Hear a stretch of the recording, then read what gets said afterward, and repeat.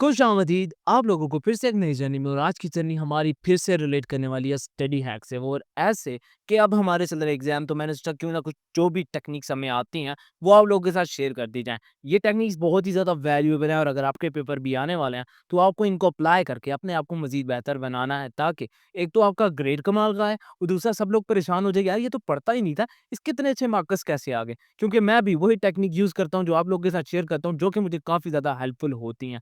ये सारी टेक्निक बहुत ही ज़्यादा वैल्यूएबल है। उसके लिए ये वीडियो आपको पूरा देखना होगा। जैसे ही आप ये वीडियो पूरा देखेंगे, तो आपको बहुत ही कमाल-कमाल की टेक्निक मिलेंगी, जो कि आपको हेल्प आउट करेगी कि कैसे आप मज़ीद बेहतरीन किस्म की तैयारी कर सकते हैं और अपने बेहतरीन किस्म के एग्ज़ाम कर सकते हैं। याद रहे, पर वीडियो उसके लिए आपको पूरा देखना होगा। कहानी का बकायदा शुरू करने से पहले आप लोगों से फिर से एक गुज़ारिश की जाती है, और वो ये है कि अगर आपको मेरा कंटेंट वैल्यूएबल लगता है, तो आपने मेरे चैनल को करना है सब्सक्राइब, वीडियो को करना है लाइक और एक अच्छा-सा कमेंट, क्योंकि ये सारी चीज़ें बहुत ही ज़्यादा इंपॉर्टेंट है। और एक चीज़ मेरी आपसे और गुज़ारिश वाली है, वो ये कि यार 1 के सब्सक्राइबर करवा दो, क्योंकि 1 के सब्सक्राइबर की जर्नी बहुत ही ज़्यादा मुश्किल है। लेकिन उसके बाद आप लोगों के साथ जो भी कहानियाँ शेयर होने वाली हैं, वो बहुत ही ज़्यादा इंटरेस्टिंग है। मुझे पता है कि आप बोलते होंगे भाई ये क्या कर रहा है? खैर, वो वाली कहानी आपके साथ बिल्कुल एंड पे शेयर करेंगे, लेकिन अब हम टॉपिक का बकायदा आगाज़ करते हैं। पहला जो स्टेप है हमारे पास, वो है दी चैलेंज सेटअप। अब ये बहुत ही कमाल का है। अब ऐसा है कि आपने हर चीज़ के ऊपर अपने ऊपर चैलेंज करना है, और चैलेंज के अंदर 3 रूल जो हम सबसे ज़्यादा यूज़ करने वाले हैं, उनमें से सबसे पहले आपके पास है 10 मिनट आपने लाज़मी देने हैं हर आवर के। उसके बाद 0% डिस्ट्रैक्शन होनी चाहिए। साथ में आपने तीसरे नंबर पे छोटे-छोटे क्विज़ेज़ लेने हैं। ये 3 रूल आपको बहुत ही ज़्यादा फ़ॉलो अप करने हैं अपने टाइम पे जब आपका पेपर होगा। नॉर्मली हमारे पास 8 घंटे होते हैं, तो आपने अपने चैप्टर्स को पहले डिवाइड कर लेना है। फिर आपने चैलेंजेस को अप्लाई करना है और अपने आठों के आठों लेक्चर की तैयारी कर लेनी है। अब जैसे ही आप ये तैयारी कर लेंगे, तो ऑटोमेटिकली आपकी तैयारी और भी कमाल हो जाएगी एज़ कम्पेयर टू नॉर्मल। अब यहाँ पर आपका फुल्ली फ़ोकस जो होगा ना, आपके चैप्टर्स के ऊपर होगा। जितनी भी डिस्ट्रैक्शंस होंगी ना, वो आपसे दूर होंगी, और जितना भी आपका रिटेंशन होगा ना, वो सब का सब आपके लेक्चर्स पे होगा। पर याद रहे कि यहाँ पे चैलेंज हमारे लिए बहुत ही ज़्यादा टफ हो जाता है, इसलिए क्योंकि अब हम लोगों को एक एडिक्टिव हुई हुई है कि हम लोगों ने हर हाल में अपना फ़ोन देखना ही देखना है। लेकिन ये कहता है कि आपने अपना फ़ोन को साइलेंट पे लगाना है और अपने से इतना दूर रख देना कि जब भी कोई कॉल आए ना, तो आपको पता ना हो, या नोटिफ़िकेशन आए ना, तब भी आपको पता ना हो। इसके लिए आपने ये 3 रूल को मस्ट फ़ॉलो अप करना है। अगर आप ये फ़ॉलो अप करते हैं, तो आपके चैप्टर की तैयारी और भी ज़्यादा कमाल हो जाएगी, क्योंकि आपने जो 10 मिनट अपने लेक्चर्स को दिए होंगे, वो फुल्ली फ़ोकस होंगे, आपके ज़ीरो डिस्ट्रैक्शन होगी, और जो आप क्विज़ेज़ ले रहे होंगे उसके बाद अपने आप से, वो आपको हेल्प आउट करेंगे किसी भी लेक्चर की तैयारी को मज़ीद बेहतर बनाने के लिए। ये टेक्नीक मैं अक्सर तब यूज़ करता हूँ, जब मुझे ना बहुत ही मुश्किल सवाल आ जाते हैं और बहुत ही मुश्किल लेक्चर हो जाता है, जिसको मेरा पढ़ने को दिल नहीं कर रहा होता। फिर मैं अपने आप से कहता हूँ, चलो जल्दी-जल्दी तैयारी कर ले, नहीं तो सुबह पेपर आ जाएगा। क्योंकि रह गए हैं 3 पेपर और मुश्किल है, तो उसके लिए मैं ये टेक्नीक यूज़ करता हूँ। पहले वाले थोड़े से आसान थे, तो उसके लिए मैं इतना ज़्यादा यूज़ नहीं करता, लेकिन इसके लिए मैं बहुत ही ज़्यादा यूज़ करता हूँ, ताकि अच्छे से पेपर हो जाए और पेपरों के बाद रिज़ल्ट भी अच्छा सा आ जाए। अब मैं ये जो टेक्नीक आपके साथ शेयर कर रहा हूँ, इसके बाद जब मैं आपको अपना रिज़ल्ट सुनाऊँगा, तो आप वाक़ई में बोलेंगे कि भाई ने एफर्ट की हुई है। भाई जो टेक्नीक बताता है, वो वाक़ई में वैल्यूएबल है, और अगर आप फ़ॉलो करते हैं और आपका रिज़ल्ट अच्छा आया, तो आपने मुझे कमेंट बॉक्स में लाज़मी बताना है कि भाई आपकी की गई सारी की सारी टेक्निक्स हमारे लिए काफ़ी ज़्यादा हेल्पफुल थी। नेक्स्ट चीज़ है यूनिक स्टडी पॉइंट हैक। अब ये बहुत ही कमाल का है। अब हर चीज़ नॉर्मली तो चल रही होती है, लेकिन हमने इसको चेंज करना है एक ऐसे हैक में, जहाँ पे हमारे लिए हर चीज़ों को याद करना और भी ज़्यादा आसान हो जाता है। याद रहे कि ये ऐसे हैक है जो कि आपको वैल्यू प्रोवाइड करते हैं। ये ऐसे हैक है जो कि आपको बेहतरीन स्टडी की टिप्स मिलती हैं। लेकिन मसला ये है कि इन पॉइंट्स को फॉलो अप करना और भी ज़्यादा मुश्किल है। आप लोग सोच रहे होंगे भाई ये कौन से पॉइंट आ गए? ये वाले एस्केप पॉइंट बहुत ही ज़्यादा इंटरेस्टिंग, और ये आपसे कोई भी नहीं शेयर करेगा। बट मैं हूँ ना, मैं आपके साथ शेयर कर रहा हूँ कि ये कैसे इंसानी ज़िंदगी में इफ़ेक्ट डाल रहे होते हैं। नंबर 1 है पावर प्रीव्यू, मतलब आपको पावर समझनी है रिव्यू की। अब ऐसा है कि जब-जब इंसान समझता रहता है कि उसको आ गया है, ये उसकी सबसे बड़ी गलती होती है। लेकिन पावर ऑफ रिव्यू बताता है कि जब आप बार-बार रिव्यू करते रहते हैं, तो चीज़ें आपके ब्रेन में सेव हो जाती हैं, और जब चीज़ें आपके ब्रेन में सेव हो जाती हैं, तो उनको रिकॉल करना और भी ज़्यादा आसान हो जाता है। अब ये हमारे लिए तब बेनिफिट होती है, जब हमें बहुत बड़ा पैराग्राफ याद करना होता है, या हमें मुश्किल लेक्चर याद करना होता है। वहाँ पे ये काफ़ी ज़्यादा हमारे लिए हेल्पफुल होती है। याद रहे पावर ऑफ रिटेंशन। नेक्स्ट चीज़ है वॉइस मेमो स्पिरिट। ये उसी का नेक्स्ट स्टेप है, जो कि आपको हेल्प आउट करता है कि कैसे आपने चीज़ों को याद करना है। मैंने पूरे 2 घंटे की स्टडी तो कर ली है, लेकिन मुझे उसको रिकॉल करने में मुश्किल आ रही है। तो अब हम क्या करेंगे? हम एक वॉइस नोट बनाएँगे। ये वॉइस नोट हमें हेल्प आउट करेगा कि कैसे आपने चीज़ों को अच्छे से याद रखना है। याद रहे कि ये वॉइस नोट आपने ऐसे बनाना है कि आप सामने वाले इंसान को टीच कर रहे हो। जब आप सामने वाले इंसान को टीच कर रहे होगे ना, तो ऑल ग्रेट होता है, और अगर आप ऐसा नहीं कर रहे हैं, तो काफ़ी मुश्किलात का सामना हो जाता है। याद रहे कि चीज़ें और काम तब तक आपके हाथ में है जब तक आपने उसको अरेंज किया हुआ है। अगर आप उसको अरेंज नहीं करेंगे तो टेंशन आपको खुद होगी। अब यहाँ पे आपने जैसे-जैसे इन स्टेप्स को फ़ॉलो किया, आपको काफ़ी ज़्यादा बेनिफिट रिसीव होने वाला है। वॉइस ओवर हमेशा हमारे बहुत ही जगहों पे काम आता रहता है। जब हम ट्रैवल कर रहे होते हैं, तब भी हम वॉइस नोट सुन सकते हैं। अगर हम लोग किसी जगह पर जा रहे हैं, वहाँ पे हमारे पास duration of time 5 second, 10 second होते हैं, वहाँ पे भी हम लोग वॉइस नोट सुन लेते हैं। वॉइस नोट हर जगह पे काम आने वाली चीज़ है, तो याद रखिएगा, पावर ऑफ रिव्यू के बाद आप लोगों ने एक अच्छा-सा वॉइस नोट बना लेना, उसकी पूरी समरी उस मोटे से लेक्चर की, ताकि आपको चीज़ें और भी आसानी से रिकॉल हो जाएँ। इसी का तीसरा स्टेप है डिस्ट्रैक्शन डाउनलोड, जो कि बहुत ही ज़्यादा इंटरेस्टिंग। अब ऐसा है कि हमारी लाइफ में इतनी ज़्यादा डिस्ट्रैक्शन है, ये हमें कहता है कि आपने डिस्ट्रैक्शन को डाउनलोड करके डल कर देना है। अगर आप ऐसा नहीं करते हैं, तो ये चीज़ें आपके ब्रेन में सेव रहती हैं और आपको इसका असर-अंदाज देखने को मिलता है। यही काम अब आपने ये करना है। आपने जितना भी डिस्ट्रैक्शन है ना, उसको अपने ब्रेन से निकालना है।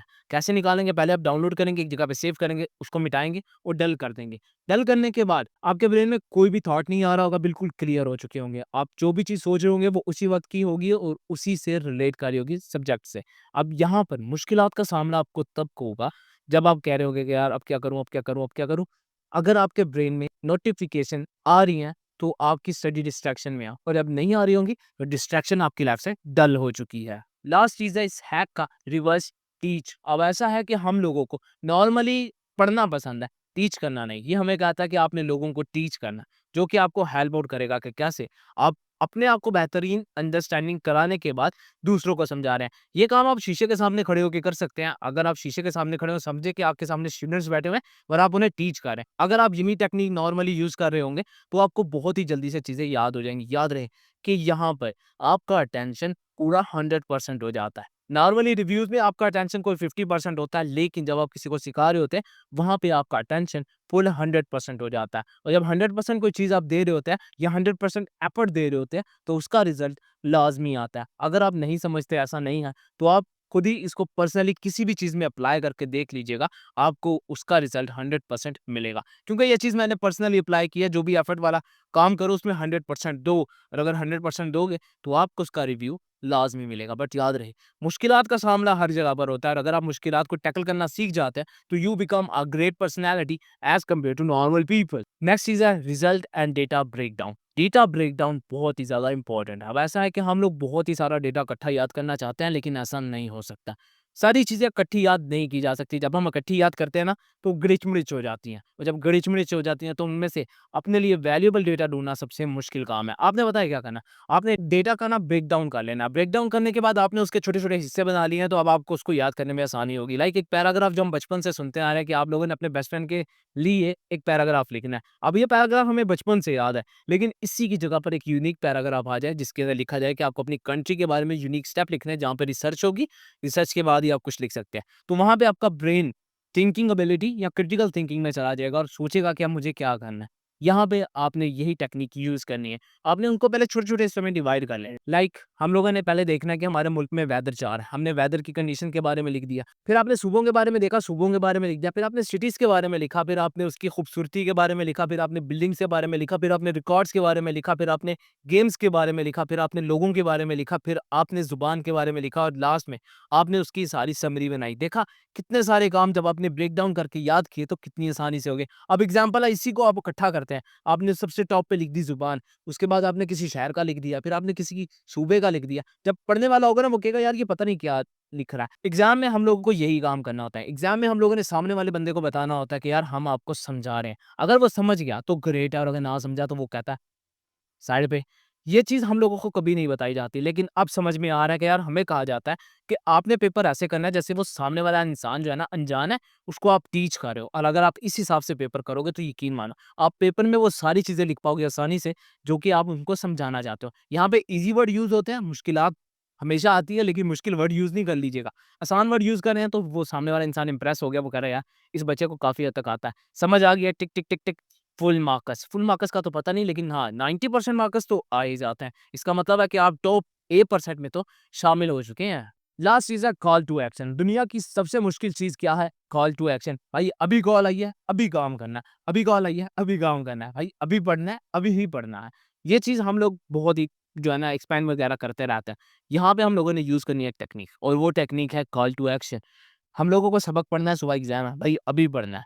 कितना टाइम है यार 2 घंटे हैं, कोई मसला नहीं, अभी पढ़ेंगे। यार कितना टाइम है यार 24 घंटे हैं, कोई मसला नहीं है, अभी पढ़ेंगे। अभी पढ़ने वाली टेक्निक इंसान को बहुत ही ज़्यादा मोटिवेट करती है और जितने भी डिस्ट्रैक्शन होते हैं, उसे रिमूव करने में आसानी आती है। मैं आपको बताता चलूँ कि जब हमारा एग्ज़ाम होता है ना, तो मैं पहले दिन कुछ भी नहीं पढ़ता, लेकिन एग्ज़ाम से 2 घंटे पहले फ़ोन की डिस्ट्रैक्शन ऑफ हुई हुई होती है। जो भी मैसेजेस आ रहे होते हैं, इग्नोर कर रहा होता हूँ। लेकिन हाँ, उस वक़्त जो भी तैयारी कर रहा होता हूँ, वो फुली फ़ोकस होके कर रहा होता हूँ। इसीलिए क्योंकि मुझे पता है कि मेरे पास जो टाइम ऑफ ड्यूरेशन है एग्ज़ाम का, वो थोड़ा कम हो गया है। तो उसके लिए मैं फुल्ली फ़ोकस हो जाता हूँ अपने प्रोजेक्ट के ऊपर और अपने प्रोजेक्ट को मुकम्मल करके ही रिलैक्स फ़ील करता हूँ। इसके लिए आप भी यही काम कर सकते हैं, कॉल टू एक्शन वाला। बट याद रहे कि इसके बाद आपको रिज़ल्ट मिलना लाज़मी है। तो दिस इज़ द स्टोरी जहाँ पे आप अपने आप को एक बेहतरीन किस्म के स्टडी मेकर बना सकते हैं। तो अगर आपको ये वीडियो काफ़ी ज़्यादा वैल्यूएबल लगी है, तो आपने मेरे चैनल को सब्सक्राइब करना, वीडियो को लाइक करना और एक अच्छा-सा कमेंट करना, क्योंकि this are the most important thing right now. और अगर आप कर देंगे तो आपकी मेहरबानी है, नहीं करेंगे तो कोई मसला नहीं है, भाई तो वैसे भी यहाँ पे बैठा हुआ है। आजकल पता नहीं क्या हो गया, डिस्ट्रैक्शन बहुत इंक्रीज़ हो गया और मुझे लग रहा है कि काफ़ी हद तक काम को दोबारा से रिकॉल करना होगा। कोई मसला नहीं, फिर से करेंगे। So this is the stories of today's and I will catch you in the next